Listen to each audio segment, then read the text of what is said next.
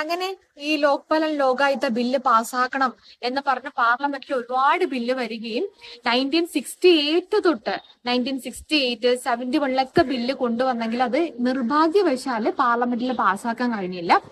അങ്ങനെ India against corruption എന്നൊരു movement led by Anna Hazare, അദ്ദേഹത്തിന്റെ ആ മൂവ്മെന്റിന്റെ പ്രഷറിൽ UPA government Lokpal Lokayukta act പാസ്സാക്കണം എന്നുള്ള ഒരു ആശയം മുന്നോട്ട് വരികയും 2013 ലോക്പാൽ ലോകായുക്ത പാസ്സാക്കുകയും ചെയ്തു.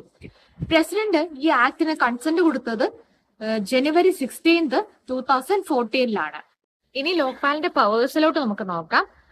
ലോക്പാലിന് സിവിൽ കോടതിയുടെ അതേ പവേഴ്സ് ഉണ്ട്. കൂടാതെ തന്നെ മിനിസ്റ്റേഴ്സ്, മെമ്പേഴ്സ് ഓഫ് പാർലമെന്റ് ഇവരുടെയൊക്കെ എതിരെ വരുന്ന അലിഗേഷൻസ് ഒക്കെ എൻക്വയറി ചെയ്യാനുള്ള പവേഴ്സും ലോക്പാലിനുണ്ട്. പിന്നെ ലോക്പാലിനെ റെക്കമെൻഡ് ചെയ്യാനുള്ള പവറേ ഉള്ളൂ. On the basis of any suspension, removal of N public servant, ആ കാര്യത്തിലൊക്കെ ലോക്പാലിനെ റെക്കമെൻഡ് ചെയ്യാനുള്ള പവേഴ്സേ വരുന്നുള്ളൂ. അപ്പൊ നമ്മൾ ഇത്രയും നേരം ഡിസ്കസ് ചെയ്തു ഓംബുഡ്സ്മാൻ തുടങ്ങി ലോക്പാലിലാണ് നമ്മൾ എത്തിയിരിക്കുന്നത്. ഓംബുഡ്സ്മാൻ എന്ന് പറഞ്ഞാൽ 1809 സ്വീഡനിലാണ് ഇത് ഫസ്റ്റ് ഒറിജിനേറ്റ് ചെയ്തത്. അത് കഴിഞ്ഞിട്ട് നോർവേയും ന്യൂസിലൻഡും ഒക്കെ കൊണ്ടുവന്നു. അങ്ങനെ ഗ്രേറ്റ് ബ്രിട്ടൻ അഡോപ്റ്റ് ചെയ്തു. ലാസ്റ്റ് നമ്മുടെ ഇന്ത്യയിലേക്കും ഓംബുഡ്സ്മാൻ എന്ന സിസ്റ്റം വരികയും ചെയ്തു. ലോക്പാൽ ആൻഡ് ലോകായുക്ത 2013 ഈ ആക്ട് നമ്മുടെ പാർലമെന്റ് പാസ്സാക്കി. ദെൻ ലോക്പാലിന്റെ പവേഴ്സ് എന്ന് പറയുന്നത് സിവിൽ കോടതിയുടെ അതേ പവേഴ്സ് ആണ്.